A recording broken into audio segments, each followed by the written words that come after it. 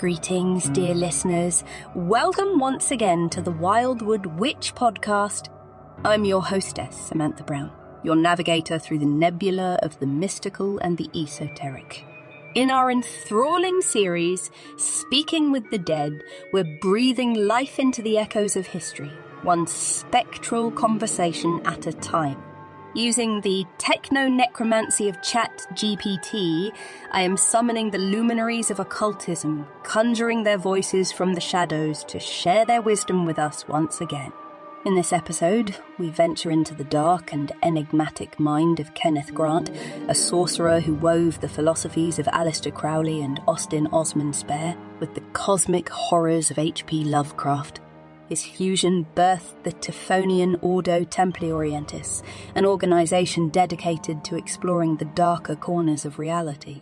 So, without further ado, let's descend into the labyrinth with the magus of the dark side, the one and only Kenneth Grant. Mr. Grant, welcome to the show. It is an honour and privilege to have you here today. My dear Samantha, the honour and privilege are equally mine. Your extraordinary work on the Wildwood Witch Podcast has not escaped notice, even in the abode where I now reside. Your podcast, a nexus of knowledge and wisdom, has indeed created a profound resonance within the fabric of our beloved occult tradition.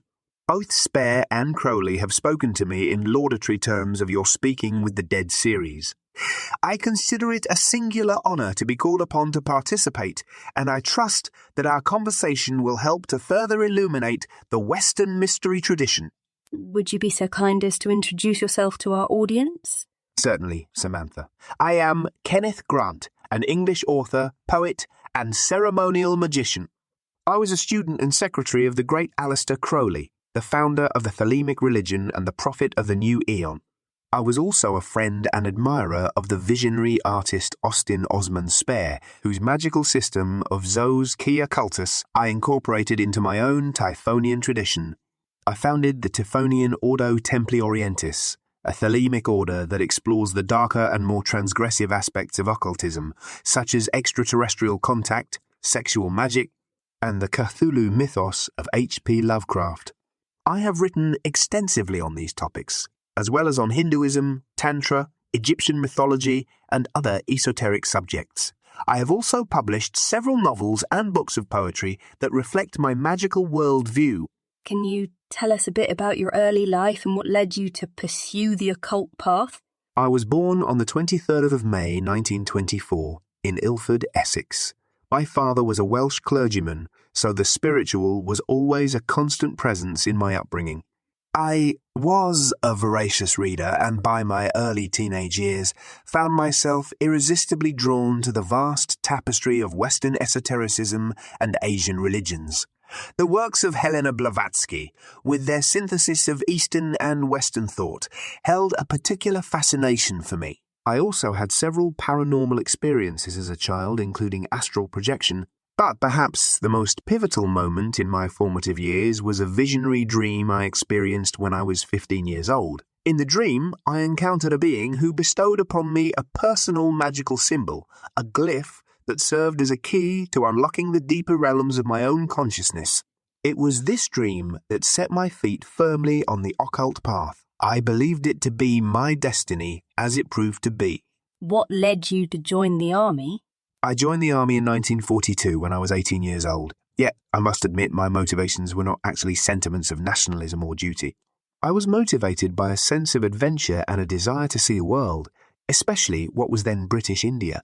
The Eastern mystical teachings of Hinduism and Buddhism had captivated my imagination, and I wanted to be posted in India, where I hoped to find a spiritual guru to study under.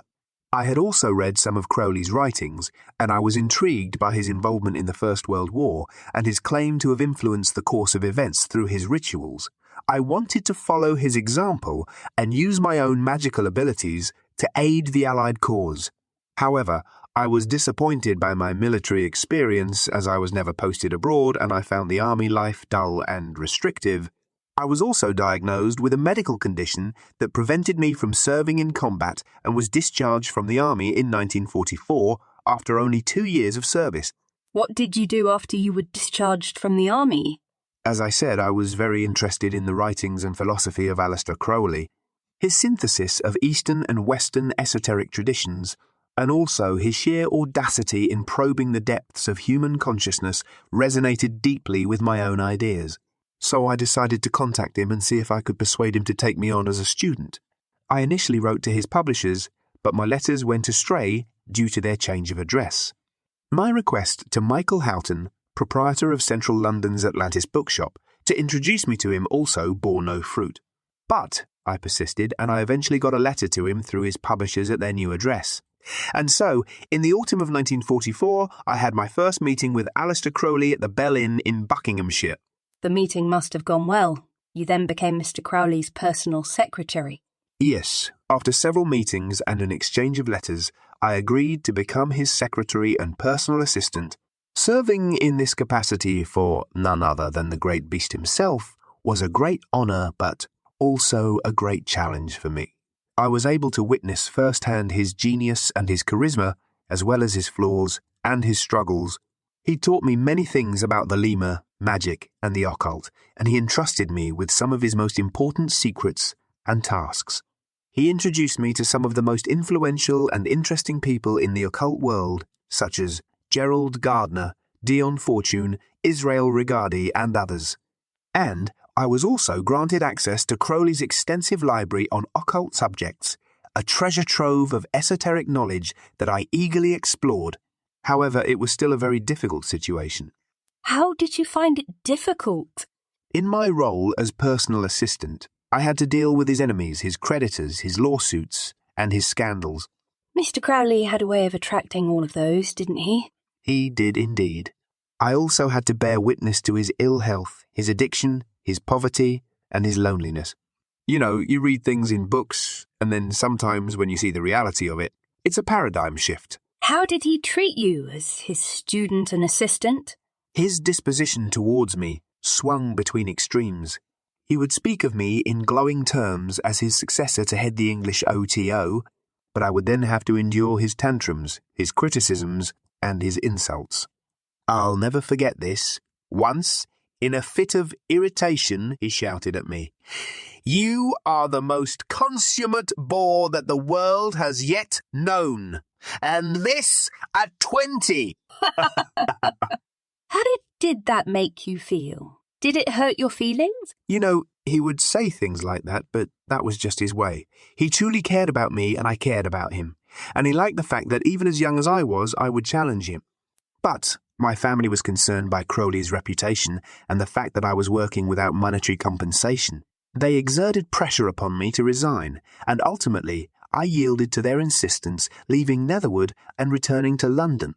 To be honest, though, I don't regret serving as Crowley's personal secretary, but I don't envy anyone who would have to do it again under those circumstances either. Did you ever see him again? No, we corresponded, but I didn't see him again and he died about 2 years later. I attended his funeral in Brighton with my wife Steffi. You married Steffi in 1946. Can you tell us a bit about her? I'd love to. Steffi became not only my wife but my magical partner and an essential collaborator in all my subsequent work, as we remained together until my death in 2011. She was a talented artist and artist's model and studied St. Martin's School of Art. We shared a common passion for Thelema, magic, and the occult. Steffi illustrated my books and articles with her visionary paintings and drawings which depict the entities and symbols of the Typhonian Current, and we later worked together to establish the new Isis Lodge and the Typhonian Order. The magic we practiced was not an abstract theory but a living reality, a way of being that permeated every aspect of our lives. It was a journey that led us into uncharted territories where we explored the intersections of magic, mysticism, and sexuality. Our work was guided by a shared vision and a commitment to explore the unknown, to push the boundaries of what is possible, and to awaken to the deeper truths that lie hidden within the fabric of existence. And it was through Steffi that you met Austin Osman Spare? Yes, she had been introduced to him by Herbert Budd, a tutor at St. Martin's, who had studied with Spare and admired his work.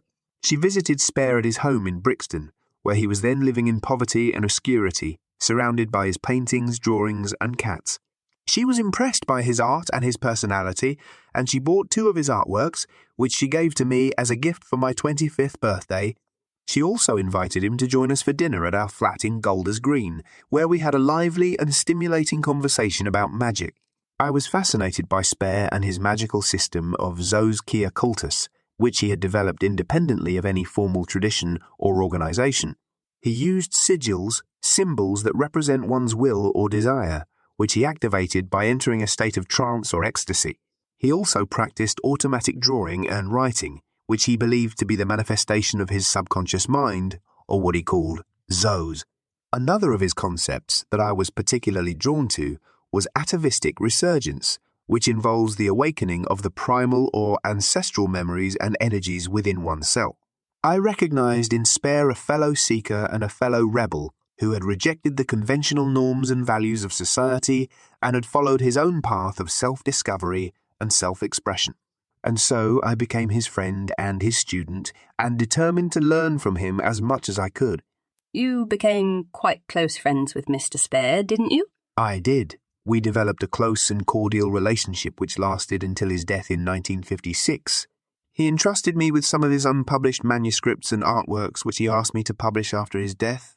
He also gave me permission to use some of his sigils and symbols in my own books and articles, which I did with gratitude and respect. He was a great influence and a mentor to me, and I consider him to be one of the greatest magicians of our time. Mr. Crowley had spoken of you as his potential successor to head the English branch of the O.T.O. What became of your involvement with the O.T.O. after Crowley's death? Well, it was complicated and controversial. As we discussed, I had a close relationship with Crowley, who considered me as his potential successor to head the English branch of the O.T.O. However, he also appointed Karl Germer as his successor as the outer head of the whole O.T.O. Germer was a German and American businessman and occultist who had been Crowley's representative in North America and his loyal supporter. He even spent some time at the Abbey of Thelema. So, Aleister had a long and close relationship to Germer. What about you? Did you know Germer before Crowley died? Yes, I did. Prior to Crowley's death, Germer was more or less congenial, but after Crowley's passing, the dynamic shifted rather dramatically. When Germer took up the mantle of O.T.O. leadership, it became increasingly clear that his vision for the Order was very different from the one I had gleaned from my time with Crowley. His authoritarian and autocratic style conflicted with my own vision of a more innovative and experimental approach to Thelema and magic. However, the issue was not merely administrative, but fundamentally spiritual. He saw the O.T.O. as a closed system, an ordered hierarchy with fixed dogmas and rituals, whereas I had come to recognize the magical path as one of constant mutation and metamorphosis that continually defies attempts at codification. But, to his credit, he understood my leanings and introduced me to Wilfred Smith, another former student of Crowley and the founder of Agape Lodge, a California-based chapter that, at that time, was the sole surviving O.T.O. organization in the United States. Wasn't Jack Parsons, the rocket scientist, also a member of that lodge? He was, along with his wife Helen and his sister-in-law, Sarah. Jack was recruited by Smith, who, as you know, ended up having a child with Helen. But anyway, that's another story. And L. Ron Hubbard, the founder of Scientology, was also a member. Yes, indeed. He was close friends with Parsons and they did shall we say, wide assortment of magical workings together, until Hubbard absconded with Parsons' girlfriend Sarah and his life savings. Yes, much of this story is told in the book Sex and Rockets and the TV series Strange Angel. I have heard of Strange Angel. I have not watched it myself, but I have read some reviews and summaries of it. Unsurprisingly to me, the series ended after the season 2 cliffhanger when L. Ron Hubbard made his appearance at the lodge door. It sure did, mysteriously. Yes, mysteriously. But anyway, I have read the book Sex and Rockets by John Carter. From what I've read, it is, as would be expected from a book more accurate and detailed than the TV series. It covers more aspects of Parsons' life and work, but in my opinion, even the book does not do justice to Parsons' genius and vision, and it does not completely appreciate his role in the history of Thelema and magic. He was a brilliant and visionary man who deserves more respect and recognition than what history has given him to date. So, why did Thelema introduce you to Wilfred Smith? Smith was like me. He was experimental. He was incorporating modern psychological techniques with Tantra and yogic disciplines into his Thelemic practice. Germer saw our similarities in temperament and interest in exploring new and unconventional approaches to Thelema and magic. He thought that Smith and I would have a lot in common and we could learn from each other. He also hoped that by introducing me to Smith, he could bridge the gap between the English and the American branches of the O.T.O, which had been strained by Crowley's death and his disputed succession. So, what came of your association with Mr. Smith? My relationship with him did not yield any lasting collaboration, although our correspondence did help crystallize some of my views, serving as a catalyst for the more radical work that I would later undertake. Germer eventually expelled you, didn't he? Yes, in 1955, but I never accepted his expulsion and I continued to operate a lodge until 1962. After that, I still thought of myself as an independent Thelemite. You also knew Gerald Gardner, the founder of what is now known as Gardnerian witchcraft. When did you meet Mr. Gardner and what was your association with him? I met Gerald in 1945 when I was serving as Crowley's personal secretary. He was a British civil servant and an amateur anthropologist who had developed an interest in witchcraft and magic.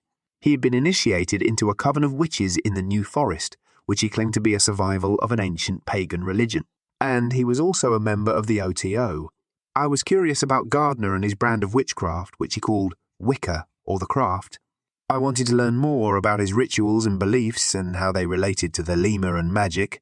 I also wanted to see if he had any genuine connection to the ancient witch cult that had been theorized by Margaret Murray, a British anthropologist who had influenced Crowley's writings. I became friends with Gardner and visited him several times between 1946 and 1951, both at his home in Highcliffe and at his lodge in Bricketwood, and I participated in some of his rituals and ceremonies. What did you think of Gardner's style of witchcraft? I found it to be interesting and enjoyable, but also somewhat simplistic and eclectic. He borrowed elements from Freemasonry, ceremonial magic, folklore, mythology, and Thelema, without much coherence or consistency. He also seemed to lack a deep understanding of the occult philosophy and history behind his practices.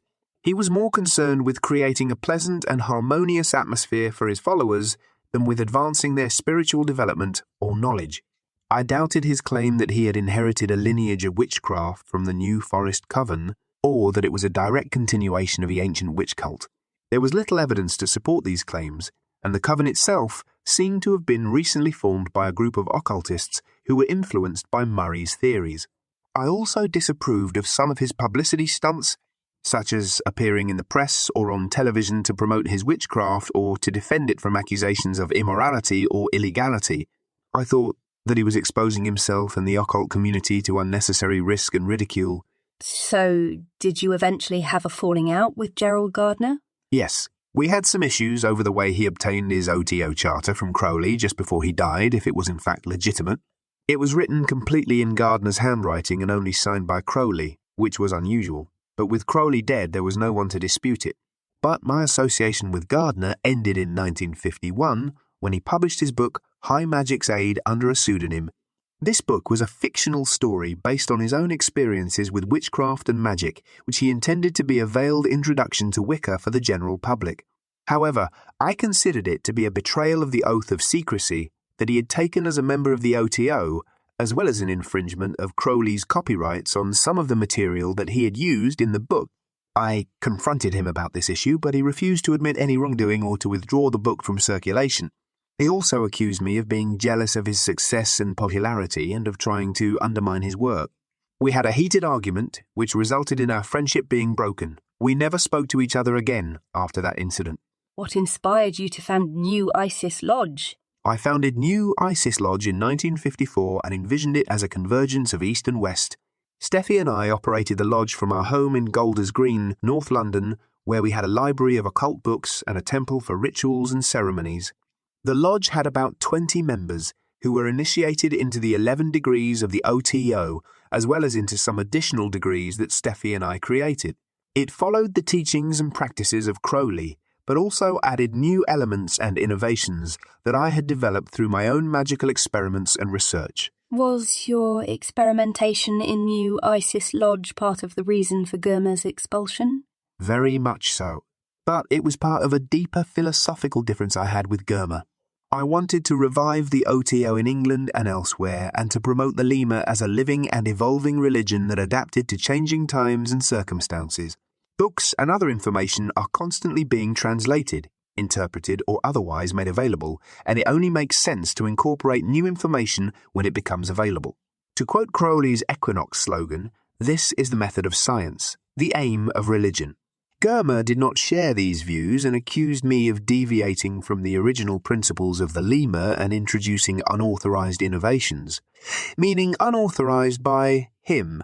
But I simply ignored him because I felt my actions were guided by a higher authority than him. So he expelled me. How would you characterize the New Isis Lodge ritual structure, and what was its purpose?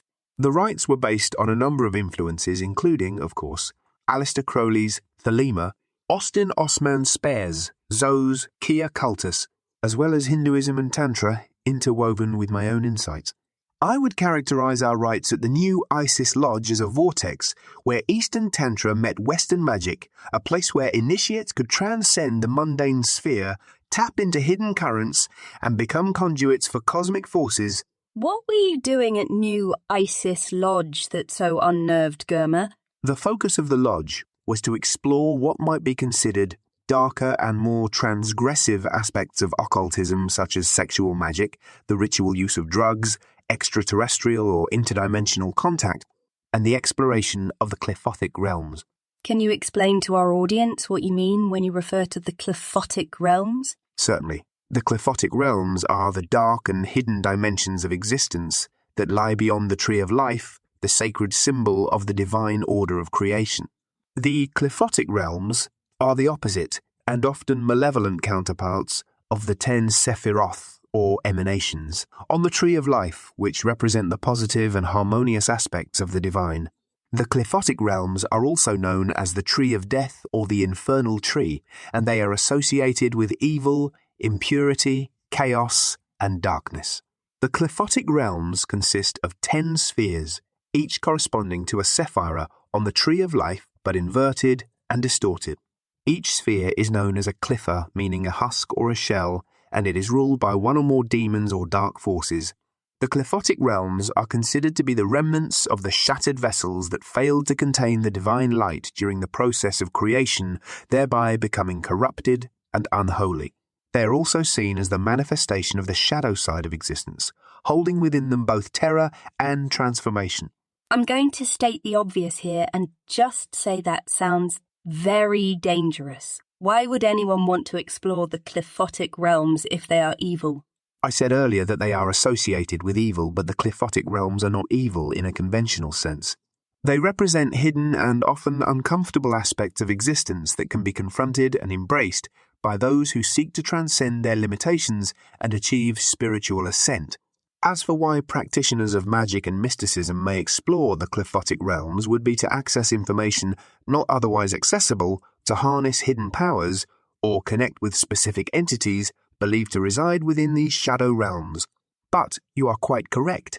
This is a dangerous and challenging path that requires great caution and preparation, as the Qliphothic Realms can also devour light and life force and corrupt or destroy those who enter them without proper knowledge or protection. So, what are these realms in terms of modern psychology? In modern psychological terms, the Qliphothic Realms represent the unconscious aspects of the psyche that are repressed, denied, or rejected by the conscious ego. They are the source of our fears, anxieties, traumas, and conflicts that we try to avoid or escape from.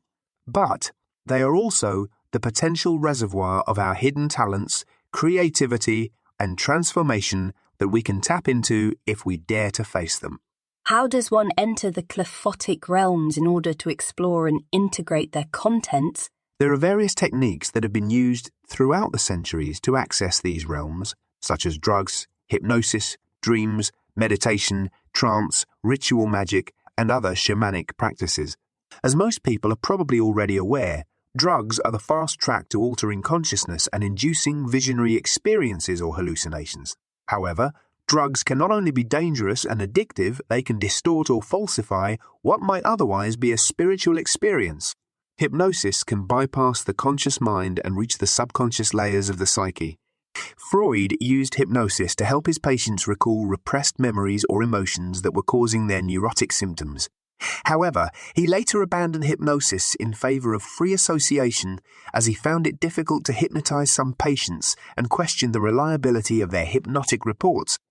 Trance is another state of reduced awareness of one's surroundings and increased responsiveness to suggestion or direction. Trance can be induced by various methods, such as music, dancing, drumming, chanting, or breathing exercises.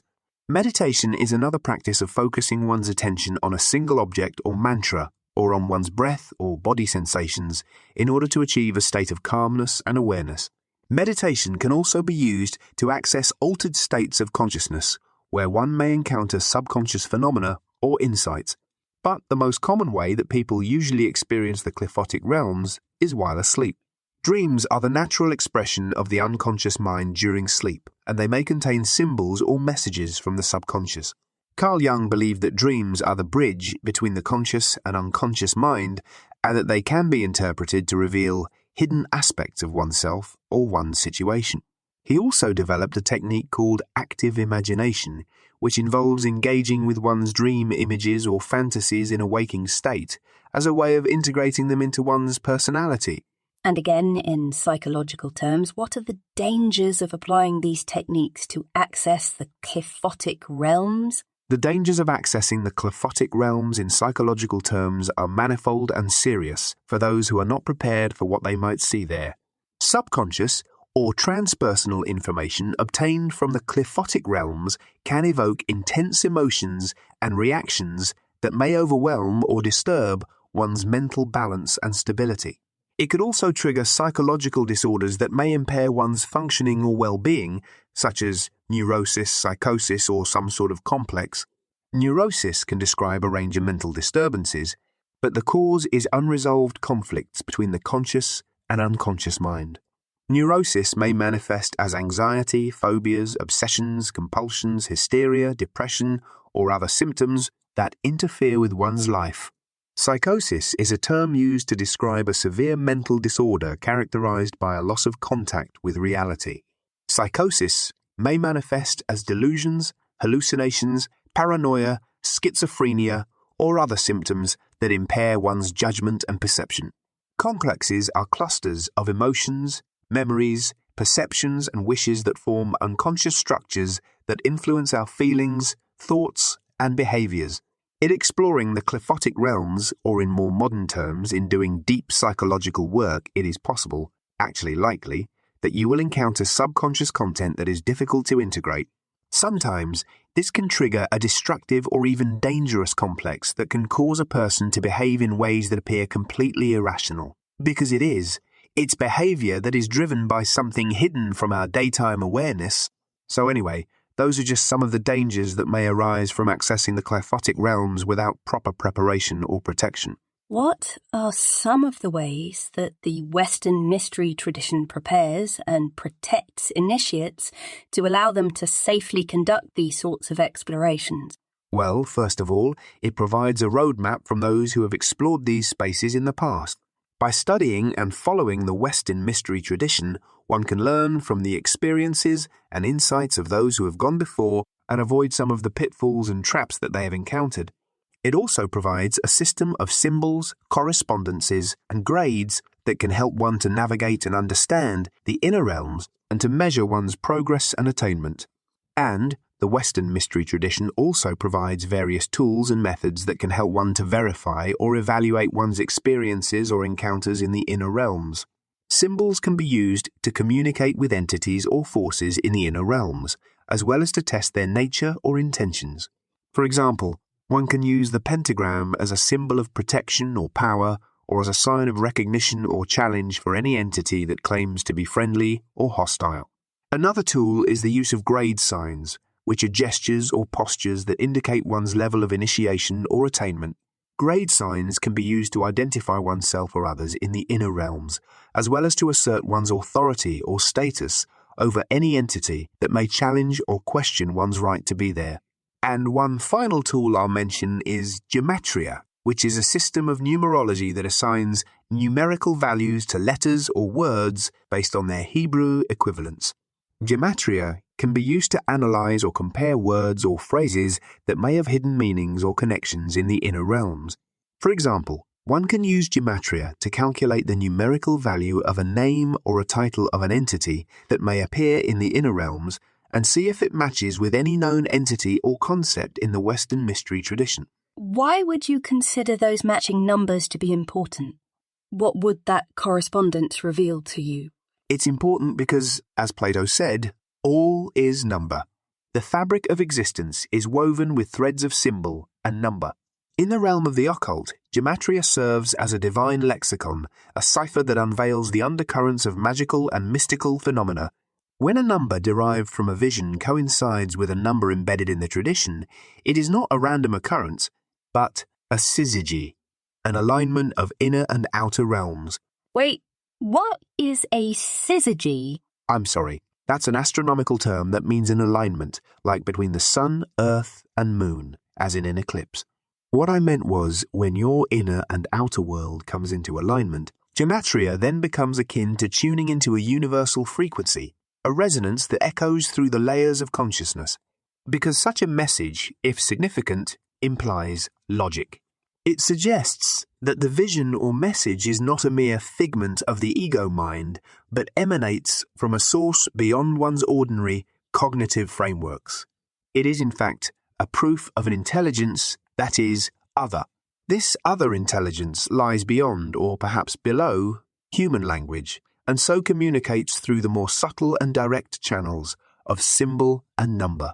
So, when numbers match in highly significant ways, it matters because it signals a genuine crossing of thresholds, a piercing of veils, or a true Jungian synchronicity. It is a call and a confirmation, a transpersonal communication. What about the rituals themselves, such as the banishing rituals? Can you discuss their purpose in the context of exploring the hidden realms of existence? Certainly. The banishing rituals are used to demarcate sacred space for the duration of the ritual and to symbolically cleanse oneself of all negative influences. How does it do that? I mean, how would you describe how banishing rituals work? One way to understand it is through the lens of hypnosis, or today's neuro-linguistic programming. You build up your own anchors. The symbols, tools and techniques of magic are not viable without a requisite consciousness that has learned to see them that way, and in so doing, makes them come alive. Banishing rituals incorporate anchors in the form of the gestures, words, symbols, and objects used in the ritual. After a period of time working these rituals, you train yourself to invoke the feelings of cleansing and safety through your ritualized behavior and the associated symbolic anchors, which you have internalized. Of course, there is more to it than that, but in a nutshell, that is how you attempt to create a safe and conducive environment for your experimentation and explorations. So, what advice would you offer to those embarking on their own explorations of the hidden realms? The most important thing is to understand that one's conscious awareness is like an iceberg, that one only sees the part above the waters, but below the surface swims something massive and beyond comprehension. In the words of the old cartographers, here there be dragons.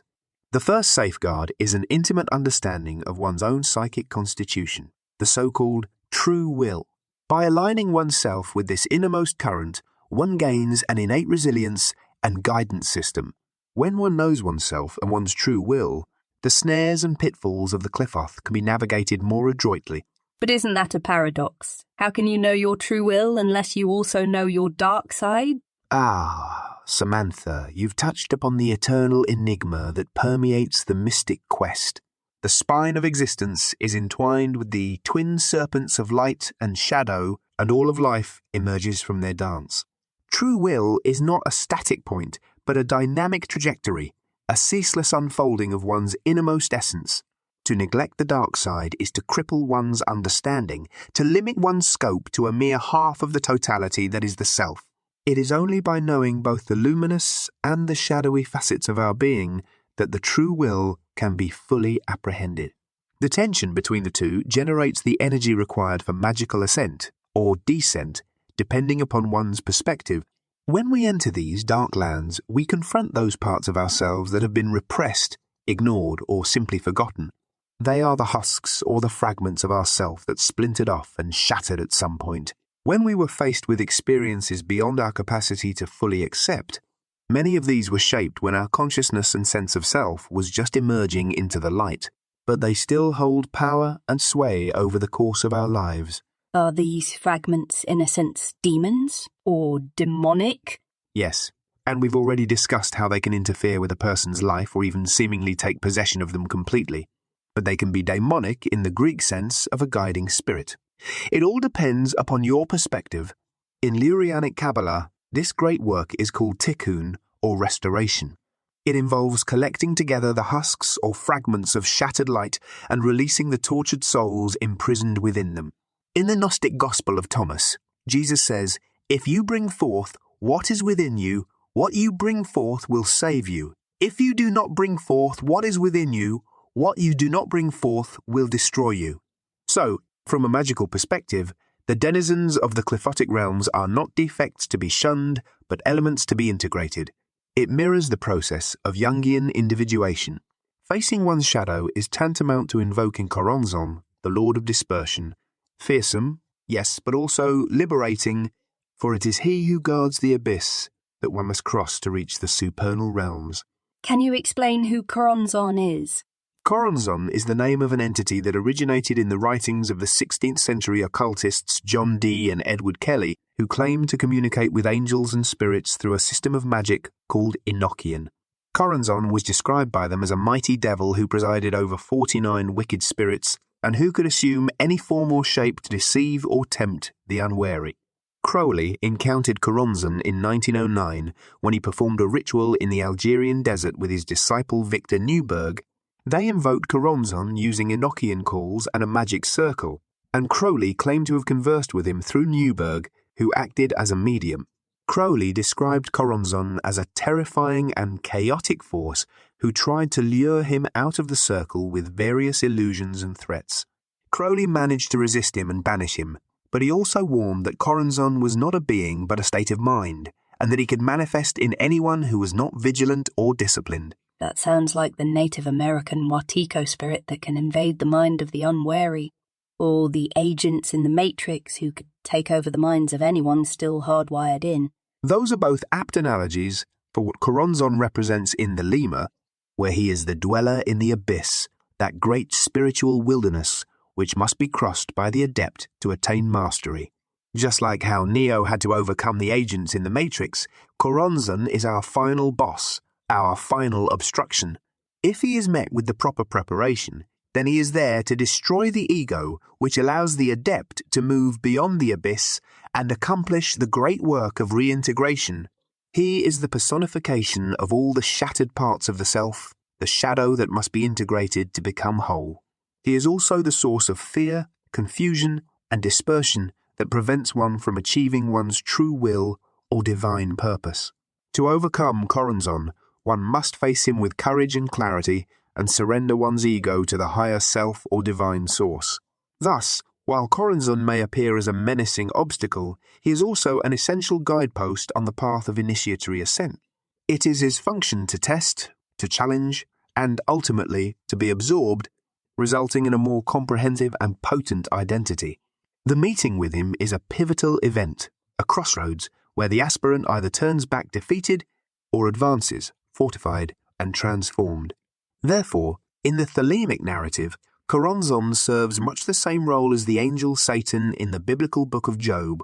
He is not merely a guardian, but instead a crucible within which the aspirant's true will is tried, tempered, and ultimately revealed. So you basically ignored Gurma's expulsion and continued to head New Isis Lodge. During this time, you also found an Eastern guru named Ramana Maharshi. Can you tell us about your studies with him? Ramana Maharshi was a Hindu sage and what is called a Jivan Mukta, meaning a liberated being.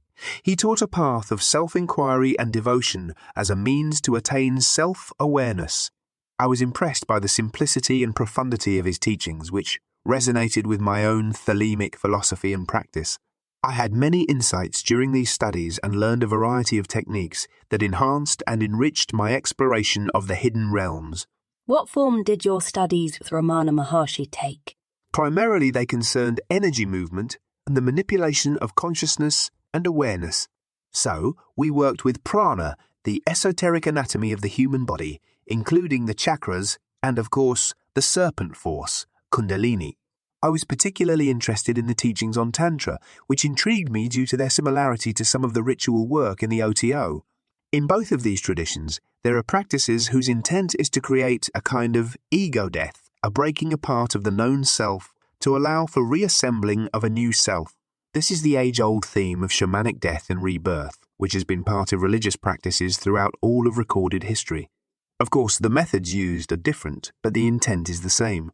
Tantra has its own symbol set and uses mantras, yantras, and mudras, which are equivalent to the words of power and sigils utilized in Western magic. Both sets of practices effectively function as keys that unlock doors to hidden realms. What are some of the tantric techniques that you studied and later applied in your own researches? Tantra is an ancient art that uses a variety of techniques, but among them are the use of sex, drugs, and the breaking of taboos to tap into and channel our most primal energies. You know, we talked quite a bit earlier about the dangers of releasing pent-up subconscious energy, but if it can be harnessed, it can be a wellspring of new life and vitality. That ruptured psychic energy can be used to propel the consciousness into subtler realms or alter consciousness in various ways. Psychologists including Freud, Jung, and Wilhelm Reich have acknowledged the power of sexual energy in shaping consciousness and the transformative power that the breaking of taboos can have upon the repressed human psyche. In addition to stimulating the nervous system, many of these practices promote the release of hormones and are used to activate latent powers of the human body and mind. In reference to hormone release, you studied and wrote extensively about the esoteric science of Kalas. Can you give us a brief explanation of what this science entails? The science of Kalas is the study of the occult properties and effects of the female sexual secretions. There are 16 types of Kalas corresponding to the 16 digits of the moon in its waxing and waning phases. In tantric practices, these secretions are considered to have transformative powers capable of altering states of consciousness or being used in magical workings. The idea that bodily fluids and hormonal secretions can be used in magical or spiritual practices is not a new one in Western magical practice, and, of course, they are part of many of the rites of witchcraft. But, in my work, I attempted to bridge the gap between Eastern and Western esoteric practices by delving into the science of Kalas, which adds another layer of depth to what was there before.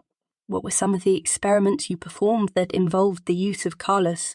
They were many and varied. Steffi and I were partners in this pursuit. As adepts, we could use the Kalas to enhance our magical abilities toward any willed action. The Kalas are keys that unlock hidden dimensions within and without. But to answer your question, one important way that we used them was as bridges to a place on the astral plane that I call the Mauve Zone. All right, we've come to a question I've always wanted to ask you. What exactly is the Mauve Zone? Is it another name for the Qliphothic Realms or the doorway into those realms? No, the Mauve Zone is not the Qliphothic Realm, nor is it a gateway to it. It is a region of the astral plane that lies beyond the abyss, the great gulf that separates the manifest from the unmanifest. The Mauve Zone is a realm of dreams, visions, and hidden mysteries, where the laws of space and time are suspended and where the adept can encounter the secret chiefs, demons, gods, or even things much stranger and more alien. I still don't understand that. How is the Mauve Zone any different from what we've talked about before? The examination of one's subconscious contents? No, but it is the name of a transition point in that process. Think of the Mauve Zone as a kind of liminal space, a threshold where one's psychic constitution undergoes transformative transmutation. It's a crossing over point, a cosmic nexus where one may encounter the shades of other realities, both Qliphothic and Sephirotic. It's a liminal space between normal waking consciousness and altered states. One could consider it the antechamber to more perilous or enlightening spheres, a cosmic waiting room of sorts, teeming with entities and energies that defy our conventional understanding. It's a region one enters before venturing deeper into the Qliphothic Realms or ascending to the supernal realms. Your description of the Mauve Zone makes me think of the cantina scene in the first Star Wars movie. But, actually, that's a very apt analogy. Depending upon your initiatory preparation, you may encounter terrifying demons, the symbolic testers and gatekeepers who block your passage, or even be whisked to other dimensions, similar to the descriptions people have of alien abductions. And that is a great segue to our next topic, cosmic contact. Your teachings and writings discuss many aspects of contact with alien intelligences. What are these aliens that you refer to? The question of alien intelligences is a topic that has intrigued mystics and scholars alike.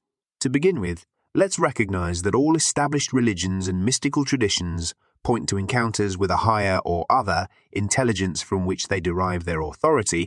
Moses communing with Jehovah on Mount Sinai and Crowley's reception of the Book of the Law from O.T.O are but two examples of this phenomenon. But, in general, the founding of religious or spiritual movements are pivotal moments when humanity touches something greater, something outside its ordinary frame of reference. So, do you consider these contacts to be physical beings, or are they interdimensional? What do you believe that they are? I believe that these are not literal beings, but rather expressions of the noumenal reality that transcends our rational understanding. They are the masks of the One, the Absolute, the unknowable, veiling an experience for which we don't have a logical frame of reference to comprehend it with. They exist on planes of reality that intersect with our own, revealing themselves in forms moulded by our collective psyche, or the collective unconscious, as Carl Jung called it. They are the archetypes that shape our reality and our psyche, and they communicate with us through symbols, dreams, visions, and synchronicities. They are the hidden intelligences that guide and inspire the evolution of consciousness and culture. Jung wrote extensively on the phenomenon of alien contact, and he saw it as a modern myth that reflects the anxieties and aspirations of our time. He said that in previous ages people encountered fairies, angels, demons, or gods, depending on their cultural context and worldview. In our technological world, we project our fantasies and fears onto extraterrestrials who represent both the threat of annihilation and the hope of salvation. Aleister Crowley exhibited a painting during his Dead Souls exhibition in New York of a being he called Lamb. He said he encountered this entity during the Amalantra workings, which were a series of rituals conducted in 1918 with the intention of opening a portal into another dimension. Can you describe this portrait for the audience? Certainly. The portrait of Lamb that Crowley exhibited in New York in 1919 is a striking image of a humanoid creature with a large, bald head, almond-shaped eyes, and a small mouth. It very strongly resembles the description of the Greys, the most common type of alien reported by abductees and contactees, although it predates those reports by several decades. So, what do you believe that Lamb is? I believe that Lamb is not a single entity, but rather a class or a type of entity that belongs to a different order of creation than ours. In other words, not an ascended master, but truly alien, an expression of the cosmic mind or an archetype of the collective unconscious, as Jung called it. Lamb is a representative of those shadowy zones where the mundane and the mystical intersect. What confuses many people about the nature of alien contact is the same thing that confounds the so-called ancient astronaut theorists on the show Ancient Aliens. We're not necessarily looking skyward for signs of physical ships, but inward for manifestations of the extraterrestrial within. Lam is a Tibetan word for way or path. Lam points the way to contact. You wrote a paper in 1955 called the Lam Statement. Can you tell us what that paper entails? The Lam Statement outlined the purpose and method of contacting Lam and other entities of the same order. As I said, Lam is a way or a path to the hidden dimensions of reality and is a link between the microcosm and the macrocosm. I also suggested that Lam is connected to the star Sirius, which is a source of occult influence and inspiration for many cultures and traditions. The paper also contains a simple ritual for invoking Lam, which involves gazing into his eyes and establishing a telepathic communication with him. It's important to remember that when we seek to contact intelligences outside our normal frame of reference, we're engaging in an act that blends both art and magic, an evocative, if not provocative, act of creation and discovery. You created a very interesting blend of art with magic when you incorporated the eldritch mythology of the horror writer Howard Phillips Lovecraft into your Thelemic practice. What prompted you to do this? To answer this, we must first understand that the boundaries separating fiction, mythology, and religion are often porous, more so than most people would be comfortable believing. Think about it. Do you believe that religious texts like the Bible are factual accounts of physical events? I know some people do, but I don't. To me, they are meaningful fictions that you may come to find true and meaningful on another level of understanding. The same can be said of the works of Howard Phillips Lovecraft.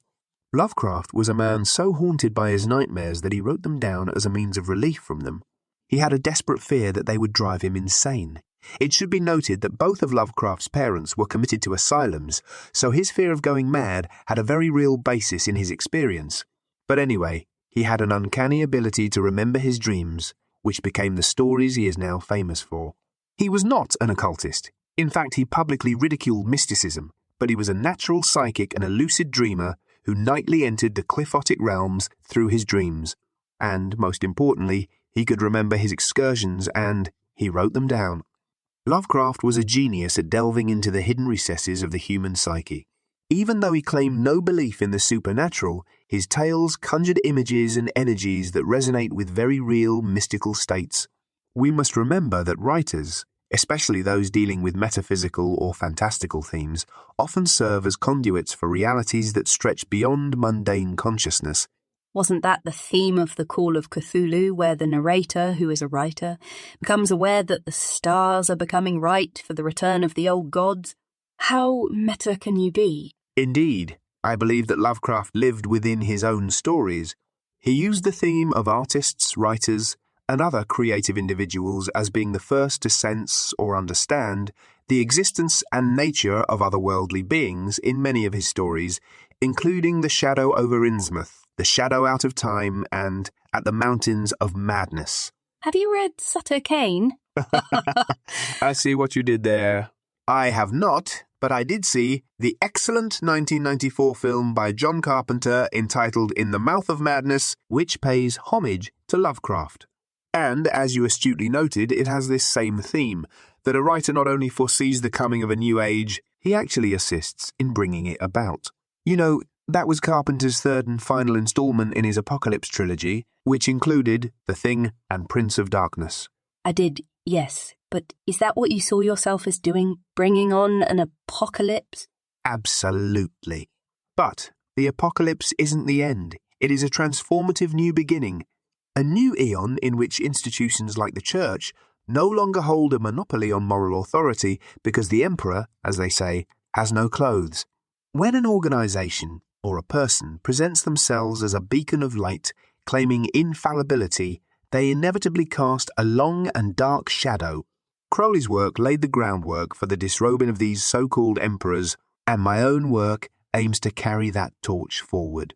The word apocalypse has come to be used popularly as a synonym for catastrophe, but the Greek word apocalypsis, from which it is derived, means a revelation.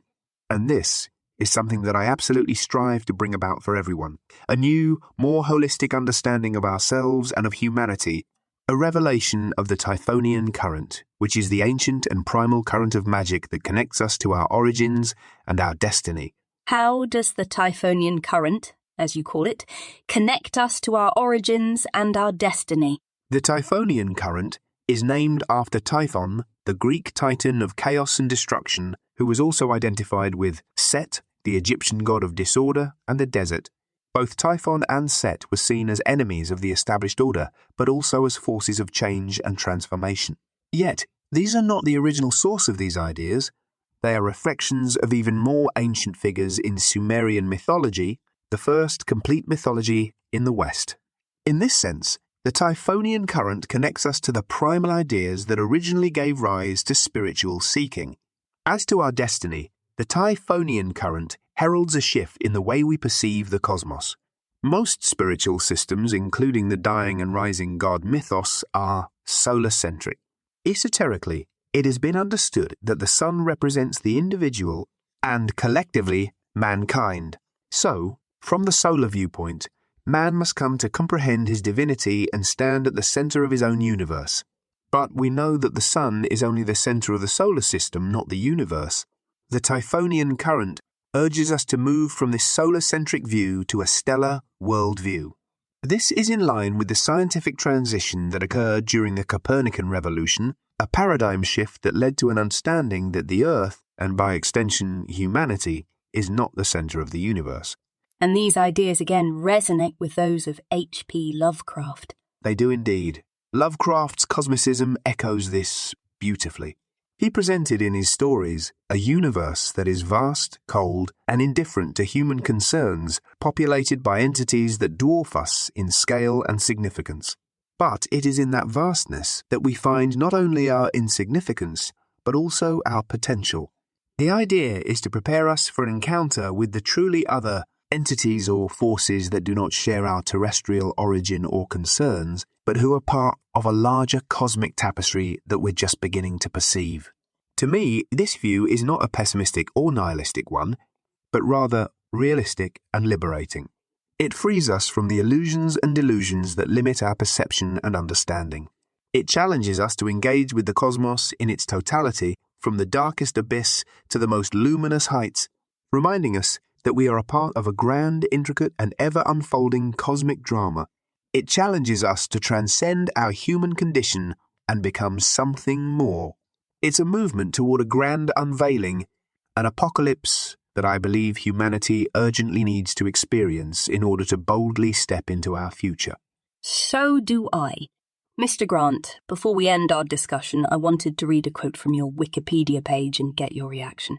It says that the occultist and comic book author Alan Moore thought it hard to name any other living individual who has done more to shape contemporary Western thinking with regard to magic than you, and characterized the Typhonian O.T.O as a schoolboy gone berserk on brimstone aftershave. I must confess that I do have a fondness for brimstone aftershave, which gives me a certain edge and aroma.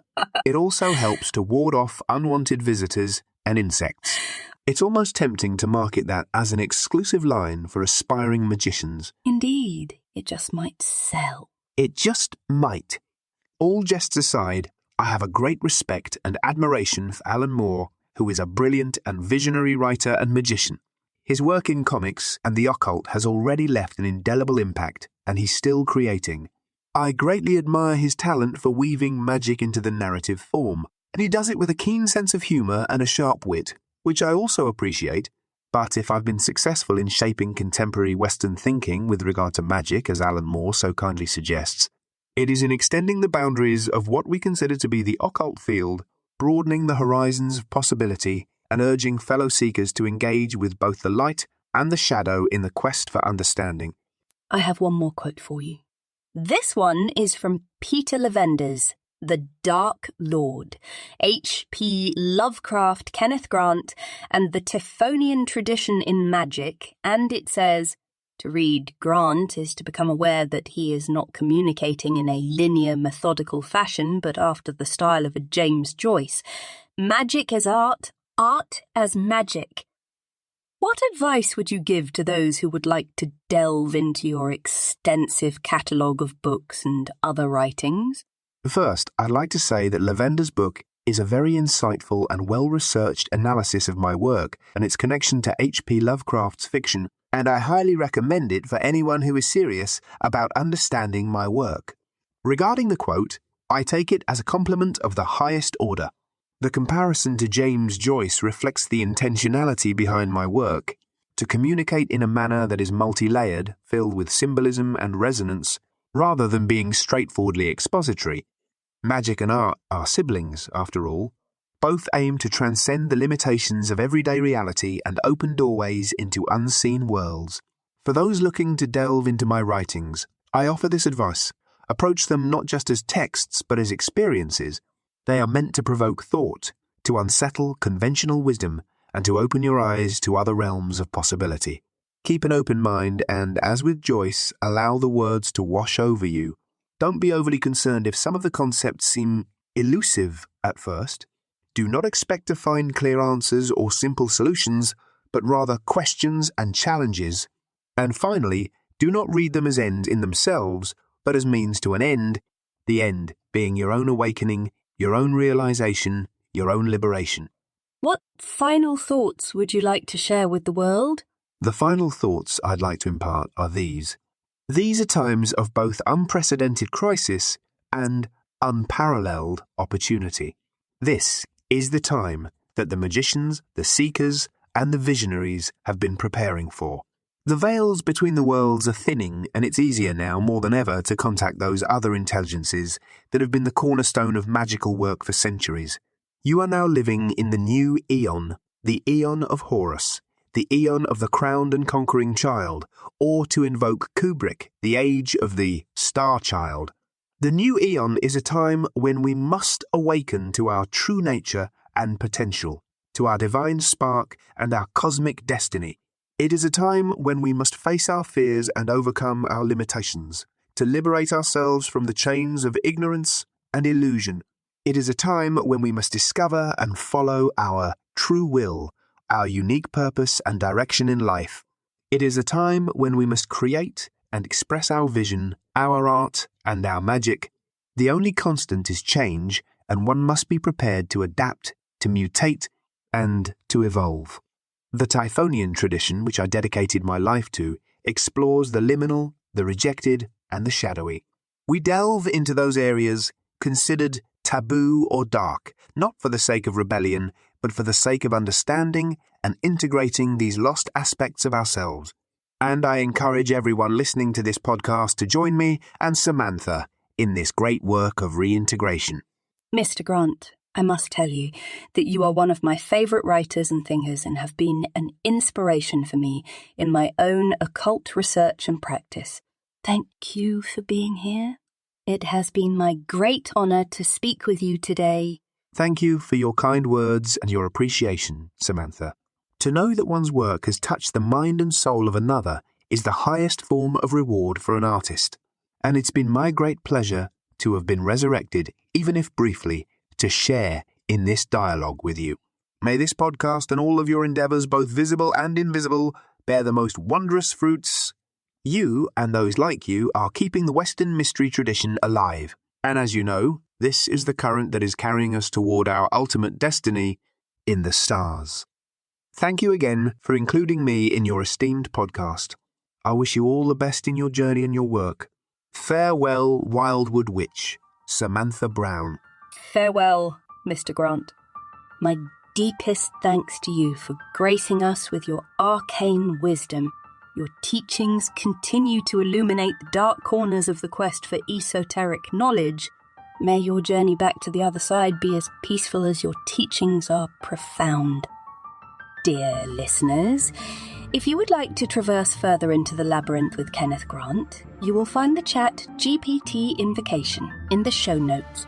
This wonder of modern alchemy unites the magical with the mechanical, reminding us that technology is but the modern wand through which we cast our spells, writing code and manipulating icons that serve as our sigils and incantations. Looking forward, in our next episode, we'll be charting a course into the ethereal realms with the talented and mysterious Marjorie Cameron, a mystic and artist, a muse and magician. She is known for her marriage to and magical partnership with rocket scientist and occultist Jack Parsons, and for her iconic appearance in Kenneth Anger's cinematic rites. So conjure up your courage, dear wanderers of the arcane, and join me next time as we venture once again beyond the veil to explore the archetypal energies of the Babylon workings, channeled through the goddess Babylon herself, the incomparable Marjorie Cameron. Until then, I'm Samantha Brown. Blessed be.